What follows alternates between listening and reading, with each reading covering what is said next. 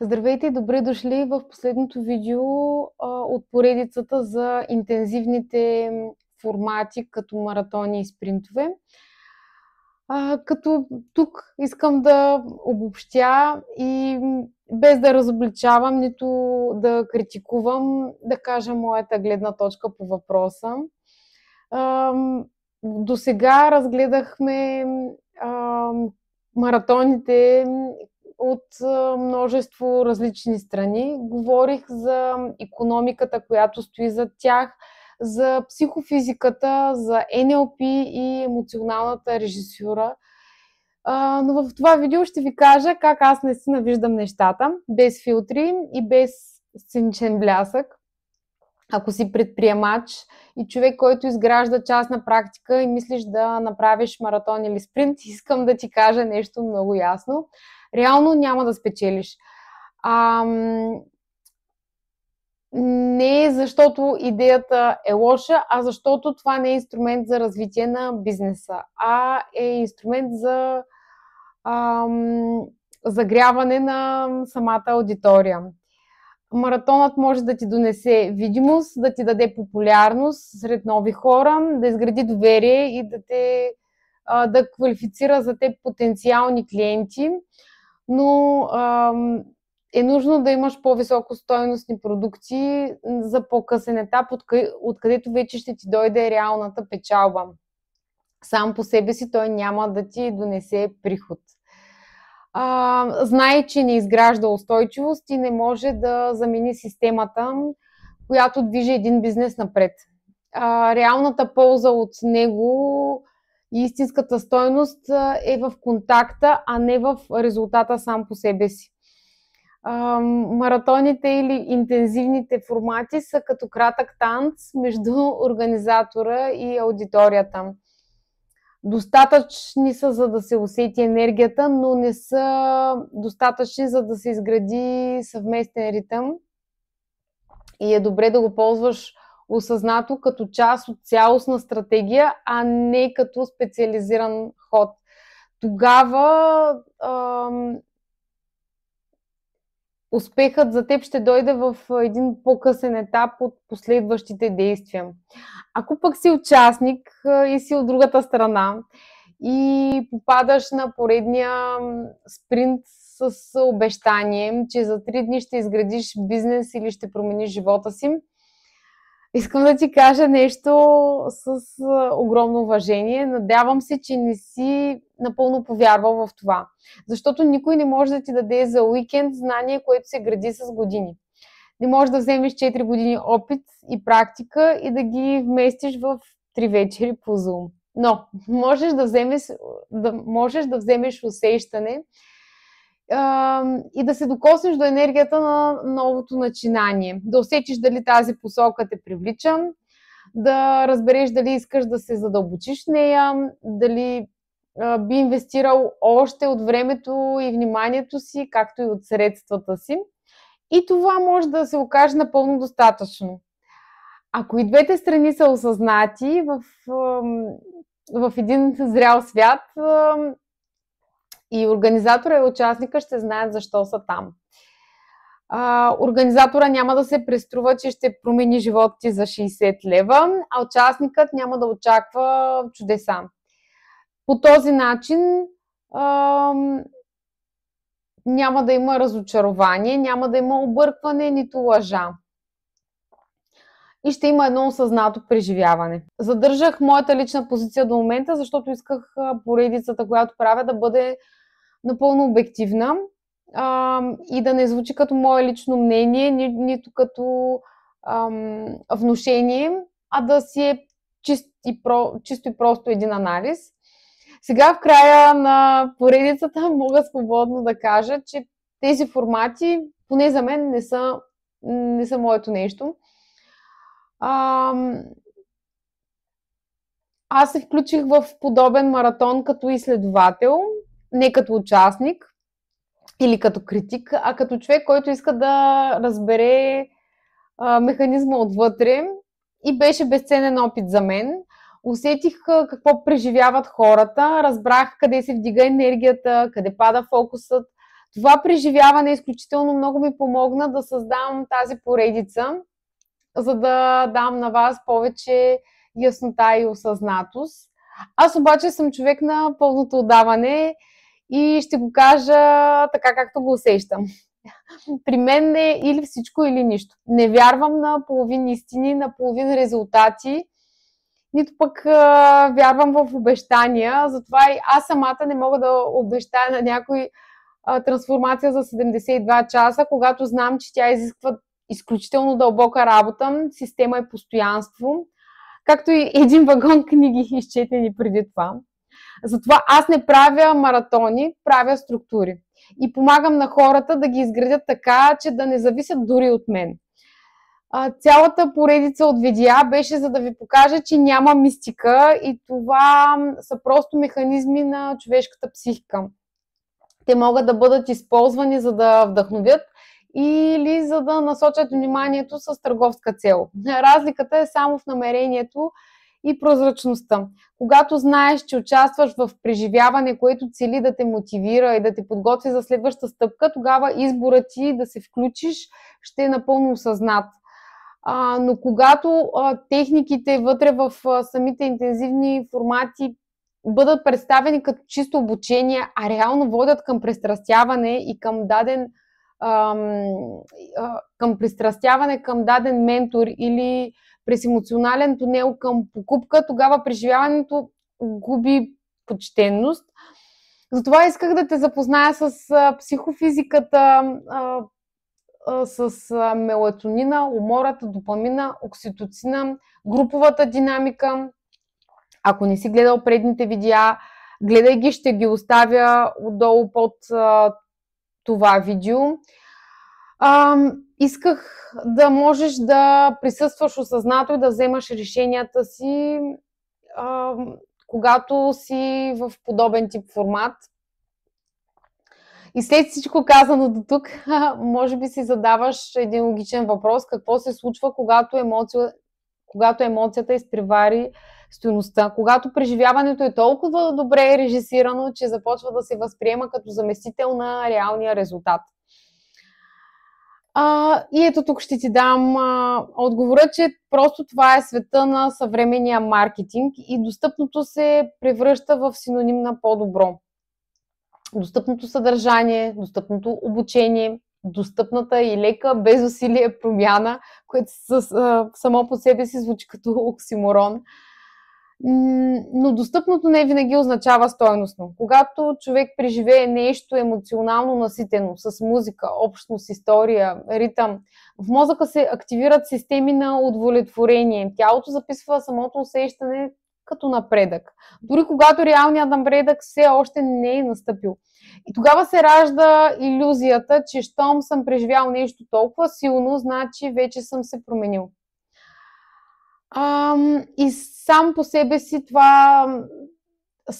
си това остава като психичен маркер в съзнанието ти. Когато това усещане се повтаря, самото възприятие за стойност се променя. Хората започват да вярват, че всичко ценно трябва да бъде достъпно, а щом нещо струва повече, то вероятно е измислено или преоценено. Проблемът тук не идва от цената сама по себе си, а в объркването между усилие и ефект. Когато преживяването е кратко, но еуфорично, мозъка запомня чувството за резултат, а не самият резултат. И след няколко такива цикъла човек започва да измерва стойността не по дълбочина, а по интензитет на емоцията. Пазарът естествено се адаптира моментално, той е като огледало и отразява нашите търсения. И щом хората искат бързото, ефтиното, с гарантирано вау, точно това започва и да се предлага. Курс за 3 дни, маратон за 24 часа, програма от 0 до експерт за 49 лева. Отстрани, ако наистина направиш 2-3 крачки назад, ще видиш, че звучи абсурдно. Но от гледна точка на пазара това е напълно логично. Търсенето диктува предлагането. И така постепенно се ражда едно ново усещане, че стойността не идва от съдържанието, а от емоционалния ефект върху зрителя. Тази илюзия има особен механизъм. Когато нещо е евтино, то изглежда безрисково. Щом е безрисково, вземането на решение изглежда по-лесно. След това преживяването е приятно, в мозъка се архивира това усещане като доказателство, че си получил стойност, а реално може и да не си научил нищо ново. Но тялото е преживяло допамин, окситоцин, ендорфини, всички химии на удовлетворението. Така се затваря самия цикъл на емоционална динамика. Евтино, бързо, приятно, но повърхностно. Ефектът върху професионалната среда, за съжаление, е пагубен.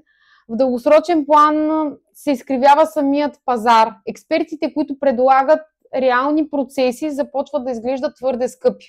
Сериозните програми твърде дълги, а зрелите послания сложни. И тогава логиката се обръща, че не стойността определя цената, а цената започва да определя стойността в съзнанието обаче на публиката. Това е момента, в който не само клиентът, но и самият пазар започва да губи дълбочина. А в българския контекст това настъпва много по-бързо и се усеща изключително по-силно, тъй като аудиторията и пазарът са ограничени и компактни. Обемът не позволява дълго повторение на едни и същи трикове и след 2-3 години повечето от тези формули за успех просто се изчерпват.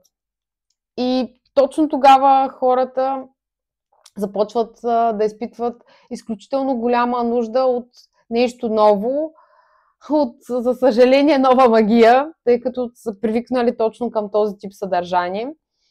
И това не е защото някой е лош, а защото системата сама се износва. В англоязичния свят, както ви казах в едно от предните видеа, мащабът до голяма степен компенсира и там обемът създава илюзия за безкрайност. Но в България истината е проста. Пазарът е ограничен и само устойчивите структури оцеляват след еуфорията. Истинската достъпност няма нищо общо с ниската цена. Тя е в достъпния език и в ясната система, в представянето на нещата по разбираем начин и в отношението. Достъпността е когато знанието е поднесено така, че човек може да го приложи, а не само да го почувства в рамките на времетраенето на интензивния формат. И когато това стане водещия принцип, тогава пазарът естествено ще се причисти. Хората започват да търсят стойност, а не стимулация, поне аз вярвам в това. Илюзията на достъпното е може би най-нежната форма на самоизмама в съвременния свят. Тя не е измама от някой друг, а колективно съгласие да избереш бързото пред дълбокото и това, което естествено ще ти коства по-голямо усилие.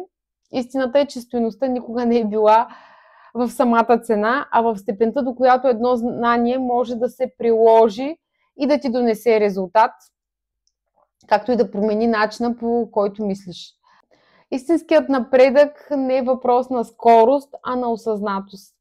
След всичко, което разгледахме до тук днес, от икономическата страна на бързите формати, през психологията на преживяването и емоционалните механизми, до начина, по който пазарът реагира на нашите собствени очаквания, стана ясно едно. Ние не сме просто потребители на съдържание, ние сме неговият двигател. Когато пазарът предлага илюзии, той не лъже, той просто показва какво търсим. Ако търсим чудеса, ще получим обещания за тях. Ако търсим процес, ще получим система. В този смисъл не е нужно да воюваме с формати, техники или хора. Достатъчно е да променим собственото си ниво на осъзнатост. Стойността не е в това колко вау е преживяването, а колко дълго живее резултата му след това. Не е в това колко е ефтино, а в това колко е приложимо и определено не е в това дали нещо изглежда или звучи красиво, а доколко е устойчиво. Това е критерият, който разграничава емоционалната покупка от зрелият избор. Да влияеш не е грях, но е нужно да го правиш отговорно. Истинският лидер не манипулира, а насочва вниманието на човека към собствената му сила. Не казва ела за да те спася, а виж, ти можеш да го направиш. И това е разликата между агресивният маркетинг и етичната комуникация. Първият използва емоцията, за да изяснява, и точно там е тънката, но решаваща граница. Аз вярвам, че пазара не се променя с критика, а с пример. С хора, които избират да работят осъзнато, да предлагат стойност и да не подценяват интелекта на публиката, защото доверието не се купува с отстъпки. То се изгражда с прозрачност, нужно е за него време и естествено уважение. Истината е, че никой не може да изгради бизнес за 3 дни, но за 3 дни може да се роди яснота, че искаш да го направиш или че може би не е лъжица за твоята уста. И може би това е най-ценното, което можем да вземем от всички маратони, спринтове и подобен тип формати с интензивно съдържание. Не готовата формула, а решението дали искаме да спрем да търсим краткият път и да започнем да градим верният такъв. Така, ако ти все пак искаш да експериментираш и да пробваш формата според тренда и да пробваш интензивен тип формат според тренда, съм ти подготвила нещо. Под това видео можеш да изтеглиш 2 бонус материала. Единият е мини скрипт за маратон с конкретна структура и насоки как да организираш подобен тип събитие. И един чеклист за бдителност за тези от вас, които пък обичат маратоните, заради чувството на динамика и принадлежност. Този чеклист ще ти помогне да останеш съзнателен, дори когато си потопен в ритъма на събитието, за да вземеш решение, от което по-късно няма да се разочароваш. Интензивните формати са като всеки друг инструмент. В правилните ръце носят вдъхновение, но също така могат да донесат и умора и илюзии. Важното е с какво намерение влизаш вътре. Ако очакваш чудо, ще излезеш с разочарование. Истинската стойност не е в 3-дневния формат, тя е в осъзнаването, което идва след него. Да разбереш какво всъщност искаш, да видиш кое ти пасва и да избереш път, който можеш да изминеш изцяло. Не с ентусиазъм за уикенд, а с постоянство като начин на живот.